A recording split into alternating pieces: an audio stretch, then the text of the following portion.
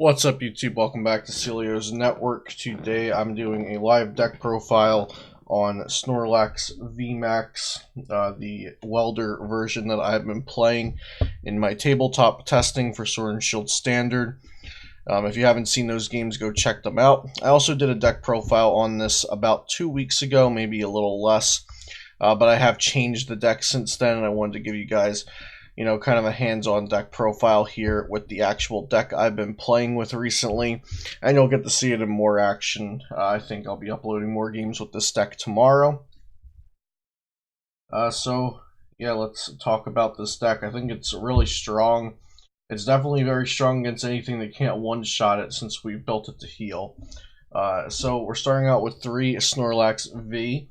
Now, the Vs that evolve into VMAX are like super underwhelming, and I think that's fine. Like, I'm fine with that lack of power in the Vs since they're just like kind of the basic to the stage 1. So these are Japanese proxies from Limitless. Snorlax V has 220 HP. The first attack is 3 energy for 60 damage. And then you heal however much damage you did to the defending Pokemon. And then the second attack is 170 for 4 energy, and Snorlax is now asleep. So they're not terrible, but they're definitely not attacks that you would build a deck around. And then we've got 2 Snorlax VMAX, which is the main attacker of the deck, and it's what the deck is built around. We're only playing 2 because we want to try to make this Snorlax VMAX survive. We just want to set up 1 and have it survive since it's very high HP.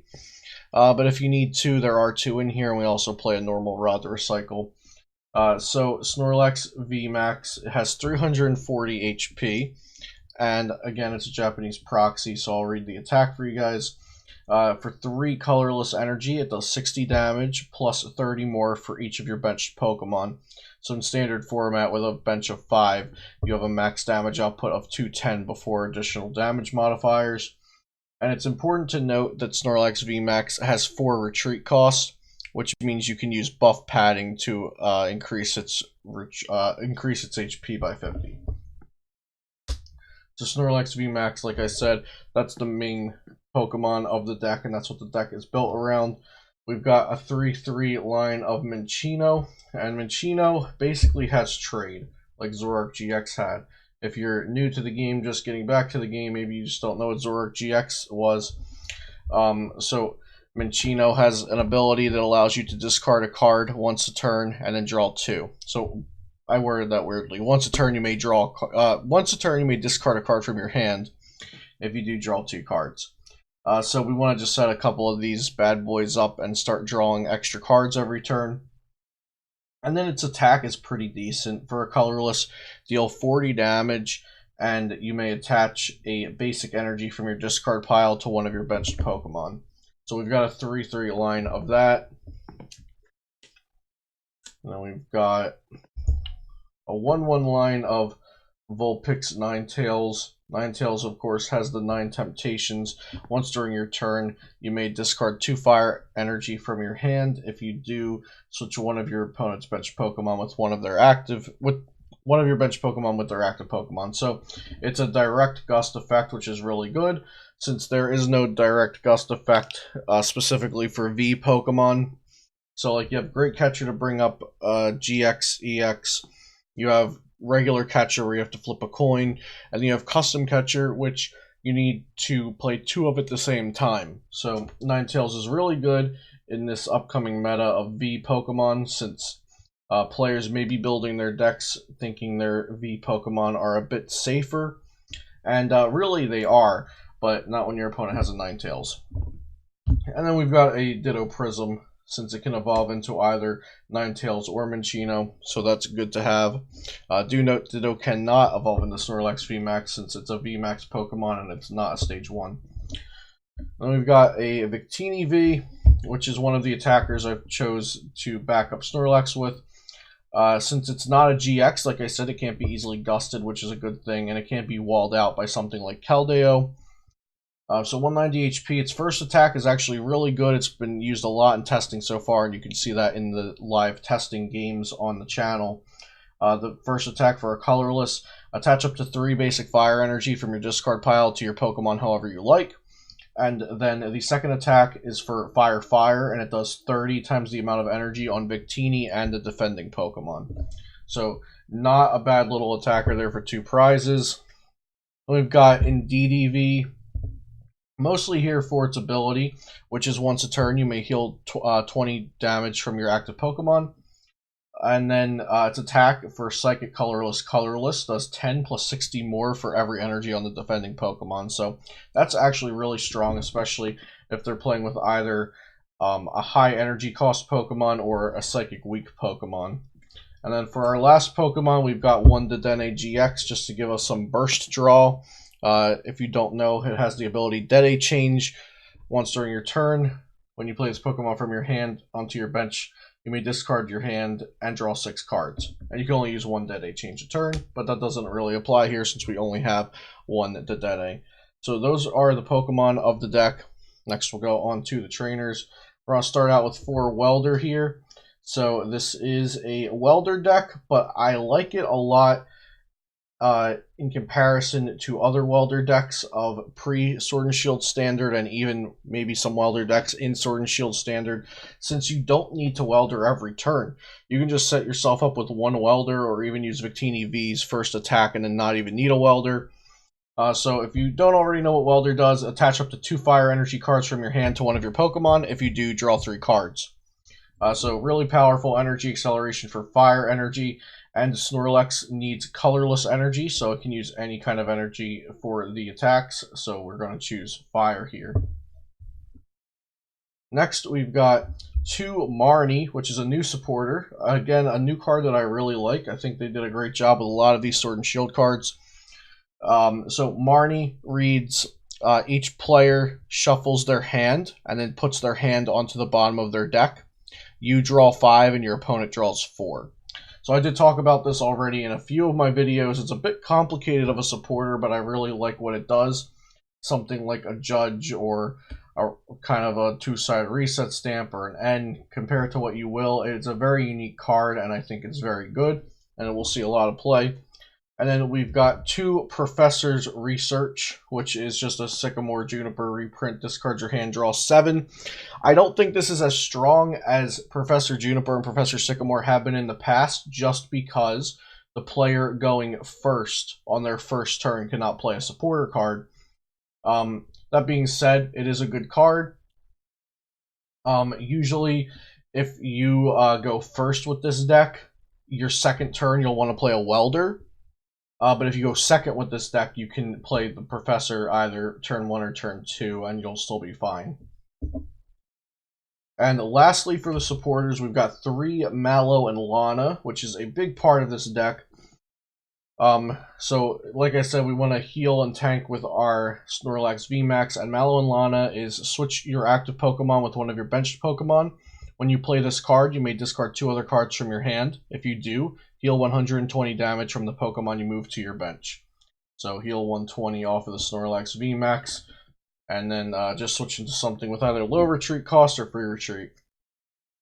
For our Pokemon search, we've got for Quick Ball. So Quick Ball, another new card. Simply discard a card from your hand and search for a basic Pokemon. It goes to your hand, so you can get something like the Dedenne and then play it down. Quick Ball is so good. I wish it was printed earlier, but I'll take it now. I think it's like just about every deck can utilize Quick Ball. It's a great consistency card. It's going to make games, I think, more skill-based and less luck of did I get set up. Of course, you still have to have the variance of drawing into the Quick Balls, but you can play 4 Quick Balls and just give yourself more consistency. Then we've got 3 Evolution Incense. Just search your deck for an Evolution Pokemon. Pretty simple. And that's good because, you know, Snorlax VMAX is our main attacker, and then we've also got Minchinos and Ninetales. Onto the tools, we've got 2 Buff Padding and 2 Balloon. So Buff Padding is if the Pokemon this card is attached to has exactly 4 retreat cost. This Pokemon has 50 more HP, so that gives Snorlax VMAX 390 HP. Not bad. And then the Balloon is also pretty simple. The Pokemon this card is attached to has 2 less retreat cost. So it's a nerfed down Floatstone, but Floatstone was an overpowered card. So I'm perfectly fine with Balloon. It gives things -2, so the only thing that doesn't get free retreat to is Snorlax, and Snorlax is getting a buff padding. Next we have more healing in Hyper Potion, another great new card that I'm very excited about. Hyper Potion reads discard 2 energy from a Pokemon and heal 20. If you can't discard the 2 energy, you can't heal the 120. So you'll see in the gameplay with Snorlax, we're loading up this Snorlax with more energy than it necessarily needs. So on a big swing turn, we can play down this Hyper Potion. So you can effectively go Malolana heal 120, Hyper Potion heal 120, and DD heal 20, heal 260 damage in 1 turn, as long as you have the necessary energy on the Pokemon. So Hyper Potion's really good. And then we've got 2 Fire Crystal. Put 3 fire energy from your discard pile into your hand. It's good for Welder, it's good for Ninetales, it's good if you just need another energy attachment during your turn. And since we're playing Hyper Potion, sometimes we're going to be getting rid of our energy. So Fire Crystal's kind of just a nice card to have. I don't think playing 2 is completely necessary since we are playing a normal rod. So maybe you could cut down 1, especially if you're not using Ninetales in every single game. Then we've got 2 Giant Hearth, just a stadium card for the deck. Once during your turn, that player may discard a card from their hand. If they do, search your deck for up to 2 fire energy. So it helps you get fire energy sometimes when you need it. A lot of times it's just been used to thin out the deck of fire energy. And the only one of trainers we've got are 1 reset stamp. Your opponent shuffles their hand and draws cards equal to the remaining number of prize cards they have. And then 1 normal rod, which is shuffle up to 2 Pokemon and up to 2 basic energy from your discard pile into your deck. On to the energy cards, we have got 4, 8, 11 fire energy. I'm just going to do this for you guys. Oh, drop the dice. So we've got 11 fire energy. Like I said, so the Welder is not something we need to play every turn in this deck like it has been in other Welder decks of standard format and even, I guess, expanded maybe, if you play Welder and expanded. But yeah, we don't need Welder every turn. And even if you just Welder like 1 energy on turn 1 and then attach again turn 2, you'll be fine because Snorlax only needs 3 energy to attack, and you also have to wait a turn anyway because he has to evolve.